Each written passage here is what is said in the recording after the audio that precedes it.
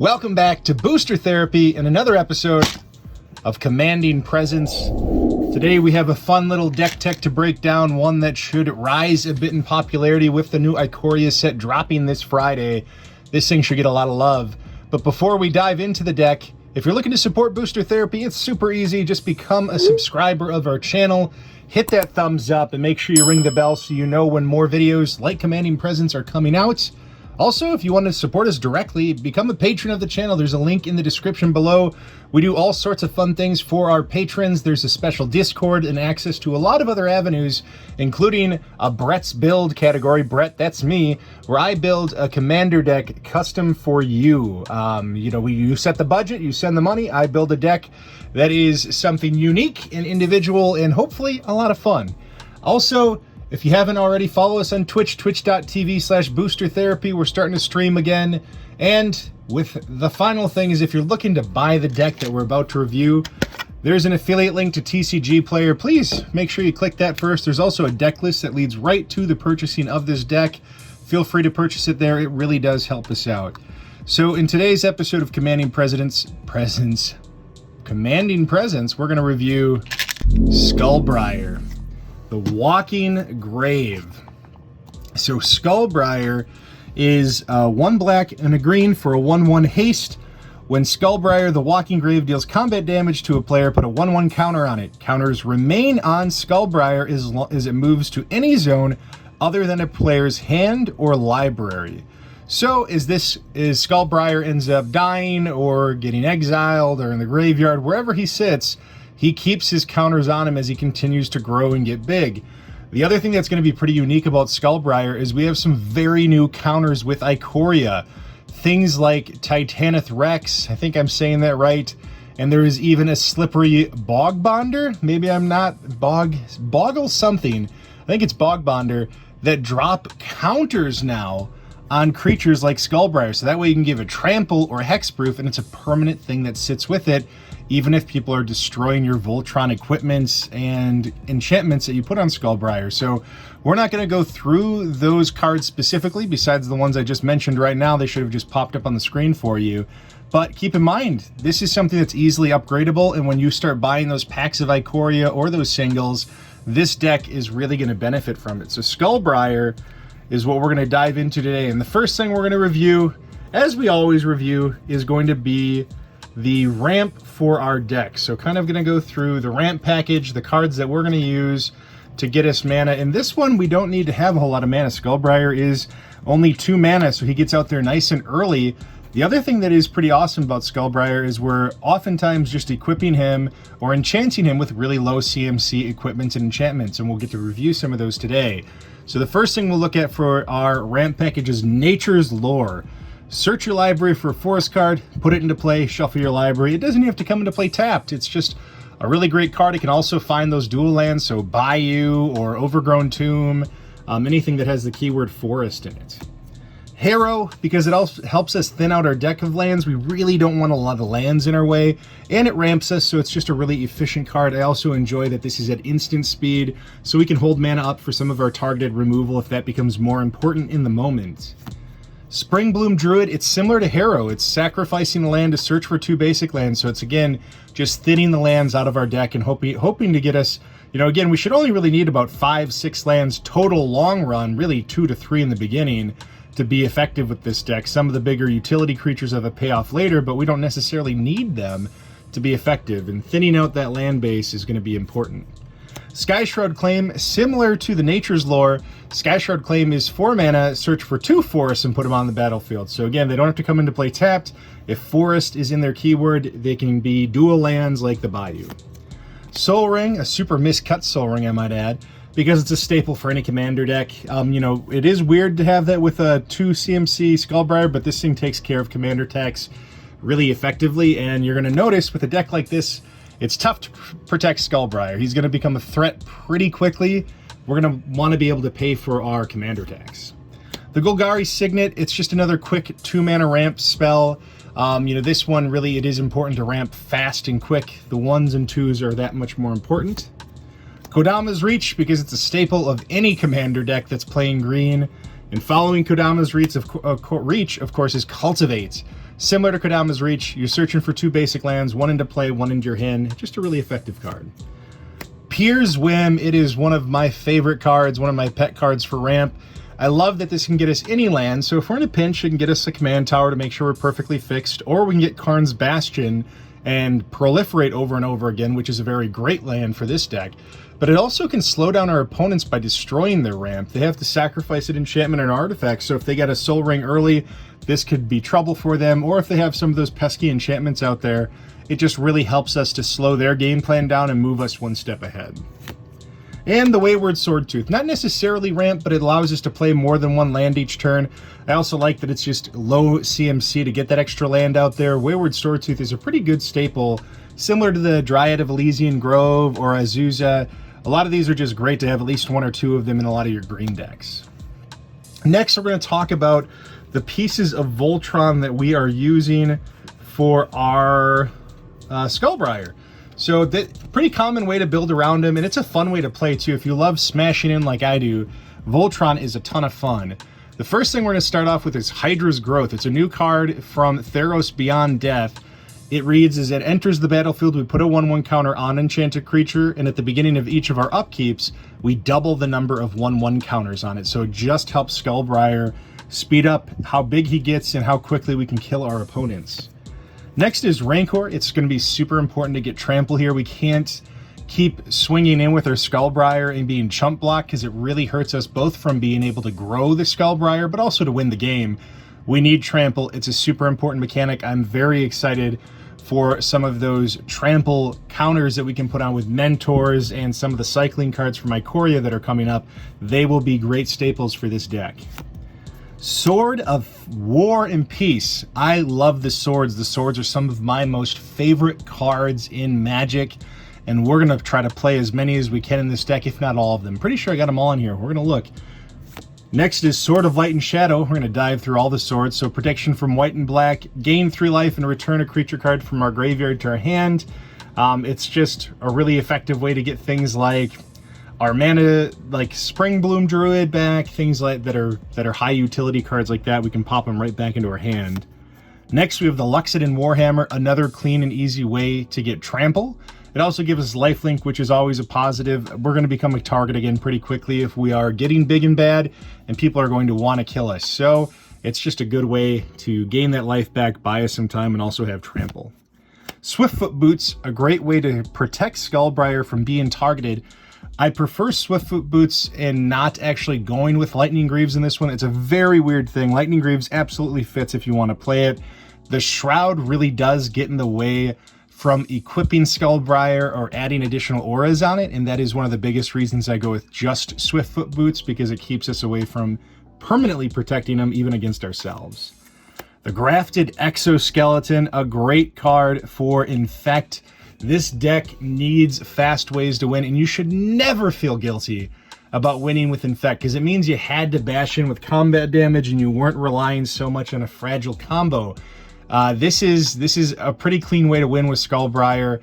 It's an immediate threat card, so you're gonna have to find ways to hopefully protect it or just move quickly, which Skullbriar does pretty well. Sword of Fire and Ice. This helps us ping down the board a little bit or add that extra 2 damage to a player, and really, and more importantly, helps us to draw cards. Drawing cards is going to be an effective way to get to our targeted removal, which is another big staple of a Skullbriar deck, is a significant amount of targeted removal, because we're not looking for necessary board wipes, but instead we're looking to target, remove, and swing in to those cleared board states where we're taking out the one big threat at a time. Sword of Feast and Famine, pro-green, pro-black, very, very effective. Causes our opponents to discard cards, and it's nice to be able to untap all of that wonderful mana, so we're freed up to do what we need to do to protect ourselves. Sword of Sinew and Steel. I actually think this is one of the strongest swords for Commander. I love that it can target a Planeswalker and an artifact. The Planeswalker, maybe not as effective. It's definitely effective for Oathbreaker, but the artifact, it's rare that you're not going to have an opponent with multiple powerful artifacts, whether they're combo pieces or a literal artifact deck or their mana ramp. They're all significant targets, and Sword of Sinew and Steel help us crack in on it. Sword of Body and Mind. We can just mill our opponents, which is not going to be how we win, but it is a fun way to play. And it gives us some of those chump blockers spraying out a bunch of wolves every turn, so we don't have to worry too much about the crackback that we're inevitably going to get. And finally, we have Sword of Truth and Justice. It gives us another 1/1 counter, and it helps us to proliferate, which is going to be a useful mechanic with Skullbriar and all the counters we're adding onto it. So that is going to be our Voltron package for it. Next, we're going to talk about those 1/1 counters and some of our utility creatures in this deck. Things that really help us to keep the board state clear, maybe draw a few cards, give us trample when we need to, just some of those strong creatures.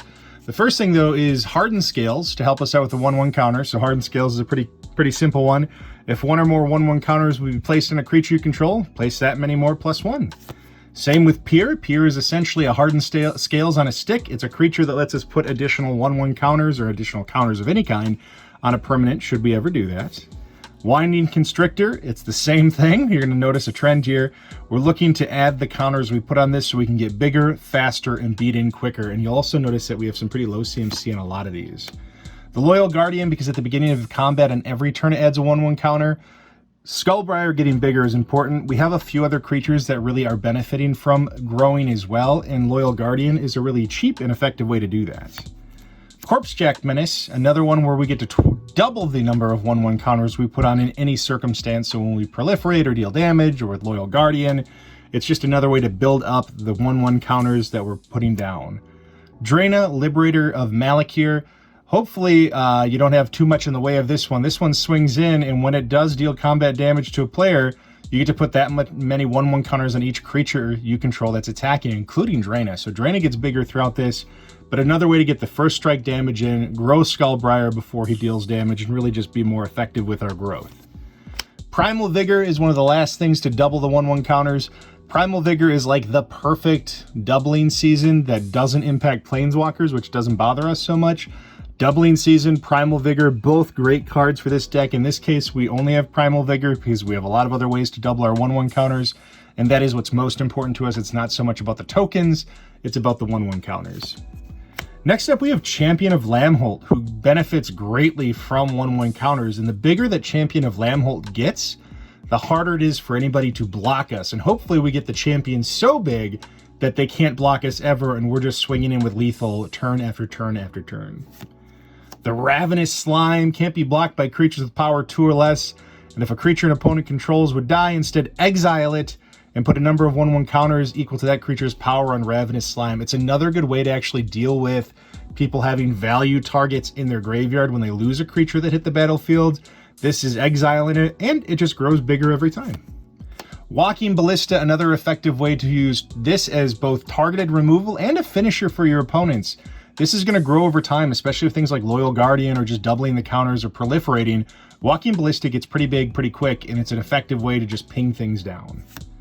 The Mana Gorger Hydra. Boy, when any player casts a spell, put a 1/1 counter on it, and let's just assume we have 2 Hardened Scales mechanics out of it. That means I play a spell, it gets 3 1/1 counters. My opponents play 2 spells on each turn. They get 6 each turn. It just grows so fast, and it has trample too. Verdurous Gearhulk, another good way to just spread the tokens and spread the love. This thing, especially with Primal Vigor out, is awesome because you could spread it across 4 different targets, and you're going to be adding 2 1/1 counters to each one of those targets. Jugan, the Rising Star, a great thing to chump block with, and we love when this thing dies because it just puts 1/1 counters all across the board, and I wanted an excuse to play Jugan. I love the artwork from Iconic Masters. It's just a fun dragon. Rayhan, last of the Abzan, another thing that just works really well with 1/1 counters and keeping them on creatures no matter what zone it moves to. Rayhan is just a great card for any sort of 1/1 counter deck. The Forgotten Ancient, whenever a player casts a spell, you may put a 1/1 counter on it, and at the beginning of your upkeep, you can move them around. So the idea here is we pass the turn and we move through 3 other turns. Forgotten Ancient is growing bigger and bigger, and we can stack our Skullbriar at the beginning of our turn each time with what we've grown through those spells. So it's kind of like taking the Mana, is it Mana Gorger, right? Maybe I'm saying, yeah, Mana Gorger Hydra, and getting that mechanic to kind of indirectly benefit our Skullbriar. Vigor, because when people want to try to kill our permanents with combat damage or targeted damage, that just makes it that much harder because everything gets bigger with vigor. And then we're going to go into some of the utility creatures. I love Viscera the Dreadful. This is one of my favorite cards all the way back from the Onslaught block. One of the first times I really went into a constructed tournament when I was, I think, 12. Viscera was just an awesome card back then. It's also a very effective card for Commander, especially when you're just playing 2 colors. To be able to tap and have that targeted removal, again, is so important for Skullbriar. We're not looking at board wipes half the time. We're really looking at taking down those immediate threats so we never have to take a turn off of attacking.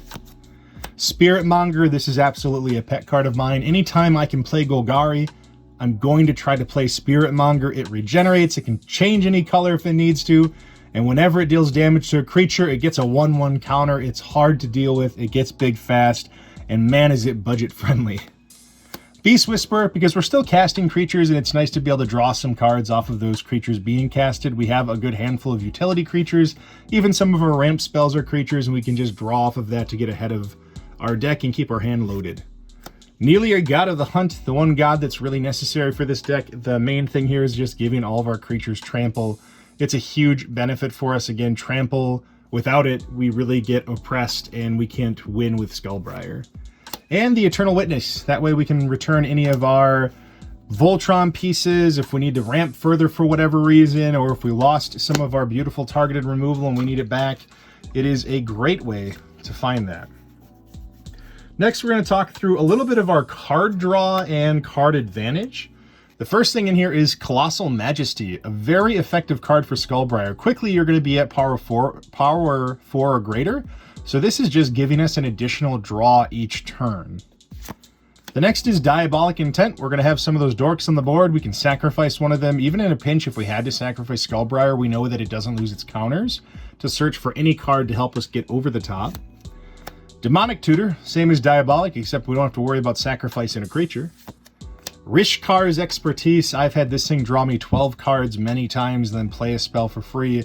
It's a very effective card in general for Commander, but Skullbriar really loves this as a partnered signature spell.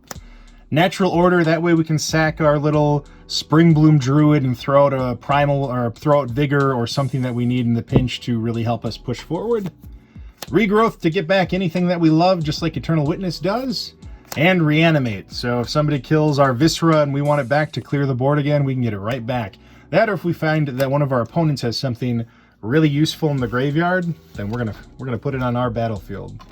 The last thing we're going to talk about is a little bit of the targeted removal for this deck and a couple of the finishers. The first thing we have here is Assassin's Trophy, one of the best 2-mana removal spells in the game of Magic. Destroy any permanent an opponent controls. They search for a basic land and put it into play. Such a powerful card. It answers so many things. And again, like I said earlier, targeted removal is key for Skullbriar. We need to take out the threats so we don't take a turn off of attacking. Eldest Reborn, I love this one because it makes all of our opponents pay for it a little bit. They all have to sack a creature, discard a card, and then we can get something back, and that might even be a Planeswalker in some cases. We do have one Planeswalker in here that helps us with specific removal and also a little bit of the filtering of our deck. Maelstrom Pulse, I do love this one. Destroys any non-land permanent. The other thing I like this is that it functions as a utility for anybody that's playing those duplicate spells. So this could be the Apostles that people play with Athreos, or it could be Relentless Rats, or any of the things where you see the multiples for somebody to win. It does answer that. That or any of those decks that go huge and wide with a lot of the same name tokens. This is a great answer for those. Liliana's Triumph. I love the artwork on this one, and I also love that each opponent has to sack a creature. Again, 2-mana instant. For everybody to have to back up a little bit is always nice. Force of Vigor. It deals or destroys 2 artifacts or enchantments. It's, we can cast it for free in a pinch. It's just a really great card. Abrupt Decay, similar to our Assassin's Trophy, just not quite as good, a little bit more restricted, but it also can't be countered. So it's a great thing to answer those combo pieces like Phyrexian Altar or any of the things that are really getting in the way. Putrefy, another great targeted removal spell, destroying any artifact or creature.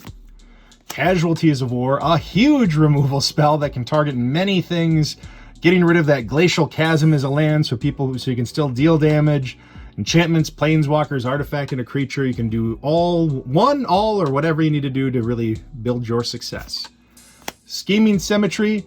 This found its way a little bit later in the deck. Not sure why. This is definitely our card advantage. I think I just mixed it back here. But you make a friend, you grow a little bit of the politics, and again, you get one of those, hopefully one of those great Voltron pieces so you can have fun with Skullbriar. The next one is Dead of Winter. I have chosen to largely play just snow swamps and snow-covered forests in this deck. It makes Dead of Winter very, very effective. Even if you only have 4 or 5 of those on there, you're typically wiping the entire board. Next up is Vivian Reed. I love that she can destroy an artifact, enchantment, or a creature with flying, which are all things that really can paralyze us depending on what they are. We also can look at the top 4 cards of our library to get a creature or land and just kind of filter through our deck for the things that we need. And her ultimate is pretty devastating if we get there after a few turns. Again, we're also proliferating, so it wouldn't be that strange to get there a little bit faster than normal. But +2/+2 Vigilance and Trample and Indestructible basically means we win the game with Skullbriar.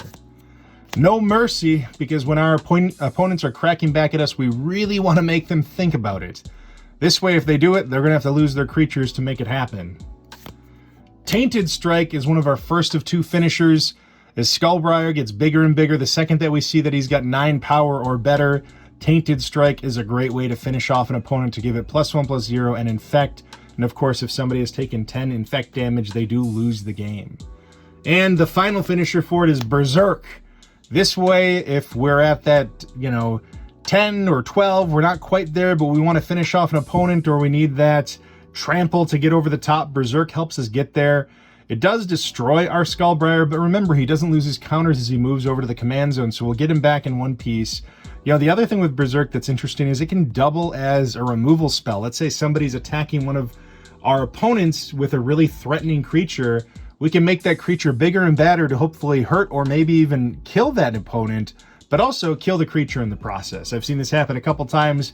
Very situational, but a fun duality in the card nonetheless. And that, my friends, is Skullbriar, the Walking Grave. My take on it, and hopefully a fun take for you all to play with and to get ahead of the Ikoria season. I know we've already seen some Ikoria openings and those things coming out, but the official release of the set in the United States is this Friday, the 15th. You'll start getting your hands on all of those great cards that add counters that Skullbriar will never lose and hopefully have just as much fun as I do playing this deck. Until next time, this is Booster Therapy with another episode of Commanding Presence. You all have a wonderful rest of your day.